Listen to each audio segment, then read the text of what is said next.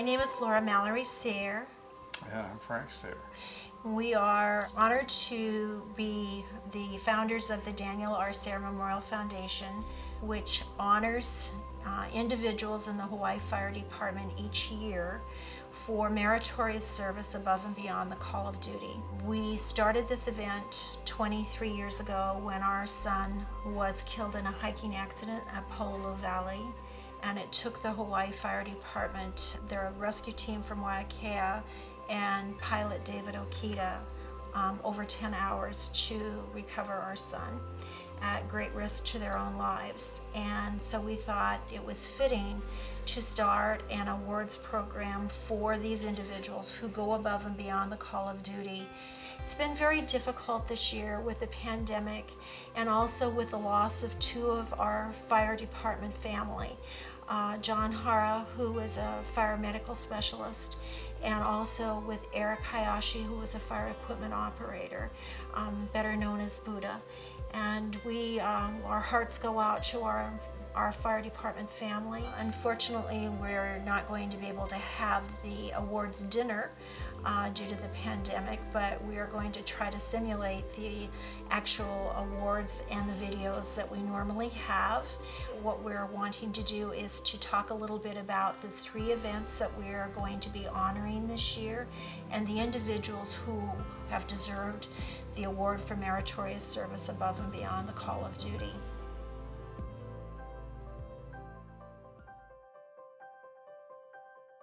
The very first individual that we're going to be honoring this year is Water Safety Officer 2, Mark Collins. At the end of our shift, heard the call for a fisherman that fell off the cliff down at McKenzie State Park. Mark was instrumental in saving a fisherman who had been swept off the cliffs. Mark did not hesitate during very high surf, really rough conditions. Yeah, the day was a rough day, strong winds, pretty high surf. As soon as the call went out, my captain called and I answered it on the first ring, and he said, "Do you want to go?" I said, "I'm going." Got in my personal vehicle and went down to McKenzie State Park. When I got down to McKenzie, I was looking for a big commotion, but I didn't see any commotion anywhere.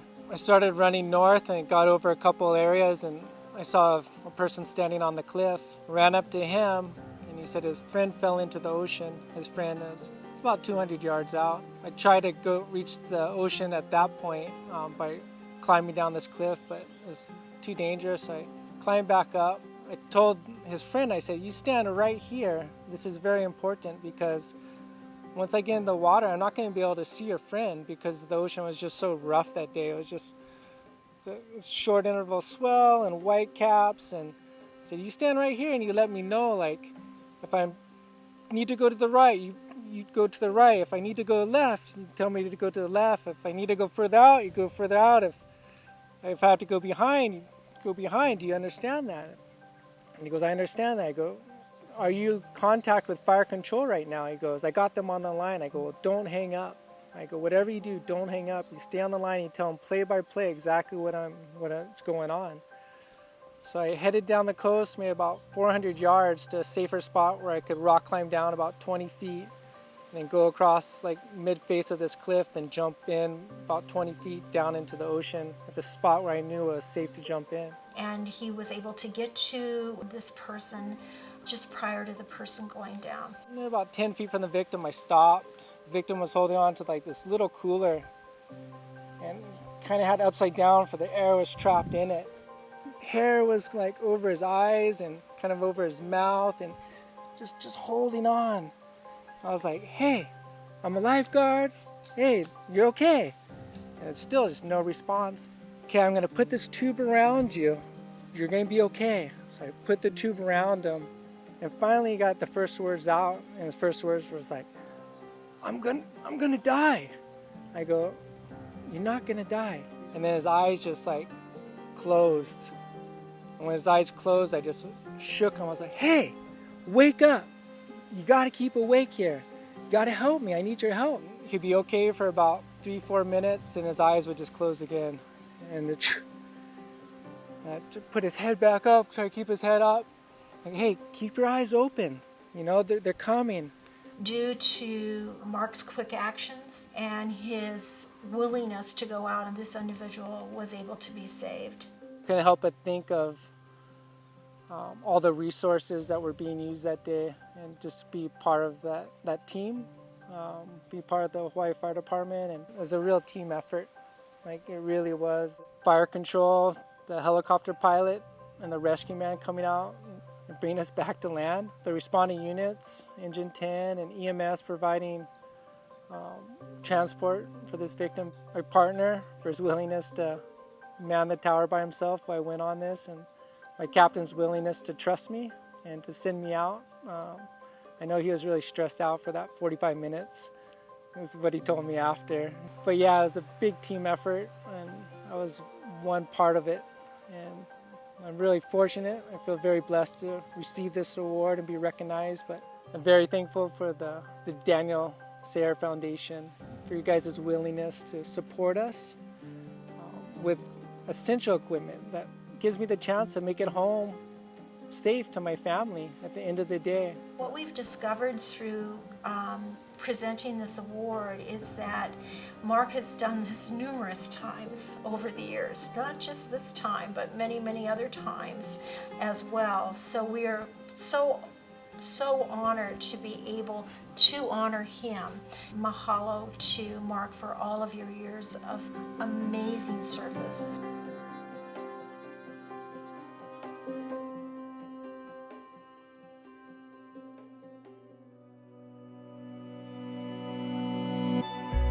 In early December 2018, we were dispatched to a call. It was just before 1 a.m. Yeah, this occurred in Waipunalei in the Hamakua district. And the entire rescue team went out to try to save these two PE pickers. Well, knowing that the terrain was going to be super muddy, pretty dangerous. The Hamakua coast is pretty steep. It's an area of high cliffs between the two gulches there. Cliffs drop off pretty sudden, pretty far down. It was pouring rain the whole way there, all the way from Waikea, all the way up to Lapahoihoi. It was pouring out. And I remember responding from Hilo, just thinking like, oh my God, there's waterfalls everywhere. We got out there, we met up with Engine 17. And he was able to get a great situation update to myself and the rescue company who are coming from Hilo, as well as the guys on the medic who are coming from Honoka'a. And he gave us a quick rundown of what the reporting party was saying. They had met with one of the OP pickers who had made it up the rope, but there was two of his friends that were still down. One on the cliff hanging onto a tree, and the other one was down on the bottom. We got all our gear together. It was kind of a far hike. It was about a quarter-mile hike from the road. We had to get all our equipment, our harnesses and ropes and all our hardware. It's kind of a lot of equipment to carry down. Luckily, there was a bunch of us up there. Medic 8 guys came. They assisted us with getting some of the equipment down. At the end is just this narrow strip of hollow trees. The pasture had a bottom fence line. Basically had to cut trail down this muddy, steep hill to access the edge. And their leaves coated everything in this hollow grove. It was really wet, so slippery, muddy. Pretty treacherous. It was crazy. Like there was no step you could make without it being unsecured. The hill that they went down was about 45-degree angle just to get to the edge of the cliff. And if you think about a 45-degree slope is 1 foot down for every foot forward. It is steep. You can't really see the hill that we're walking down with your headlamp, and your headlamp is only shining 2 feet in front of you because the rain's coming down so hard. So they had to come up with anchors set back probably about 50 yards from the edge. Captain Masuda, gave us our assignments. My assignment was to be lowered down the cliff. There was a huge risk to Daniel going down the side. So they lowered me down. Once I saw him, I was just calming, reassuring him, letting him know that we were coming for him and just to hang on, we're almost there. He used what's called a pick-off harness, And it's basically a harness that you can come up and kind of rapidly clip into them, and then both of you are secured via a harness. Got him hooked up to our ropes. We were able to raise him up and bring both them up safely. So once we assisted the first patient up, we reset the system. They lowered me back down to the second patient who was down on the shoreline. Same process, but a much longer haul. You know, Danny was the rescue man, so he went back down, secured the second patient, brought him back up. And the whole time that we were doing this, I mean, it was just pouring. I can't tell you how much that complicates everything. Chemo as the edgeman, he's a critical communication role. At a certain point, Daniel just disappeared into this, shaft of rain falling down as chemo looked down. It wasn't a perfect situation, of course. And in honoring Daniel, we also wanted to provide special recognition to the team that helped Daniel save these two individuals. Throughout this whole process, Company 17, Medic 8, and the rest of the Company 2 crew, we're all doing our part as a haul team, for the main line, Bill A line.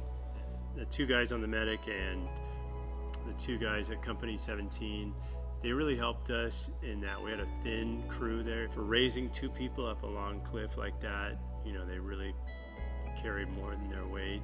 They did a great job, and couldn't have done it without them. So it was an amazing team effort, and it was an incredible rescue. It stood out as one of those great high-angle rescues. Having been around a lot of impressive rescues in my time, this was one of those great ones. The Daniel R. Sayre Memorial Foundation is extremely proud to present the award for meritorious service above and beyond the call of duty to Daniel Okamura.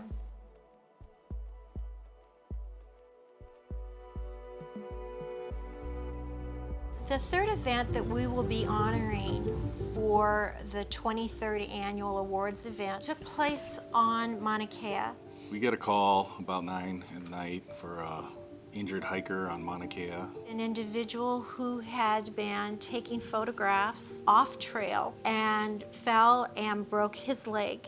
He says he thinks his right femur is fractured, so that's a bad fracture. The temperature has already dropped. It's probably about 30 degrees. He was able to get cell phone contact and report his situation where he was not able to extricate himself from the mountain. We made it to the top of the mountain. We met with Company 50, and we got together with the group that was actually going to hike in. We get the GPS coordinates. We're at the top by the observatories, and it shows that he's like directly below us. And he was about a mile or more off down the backside of the mountain. There's no roads to get there, so there was no road that we could drive to get any closer to him that we could have, other than being at the very top of the observatory where he parked and walked down.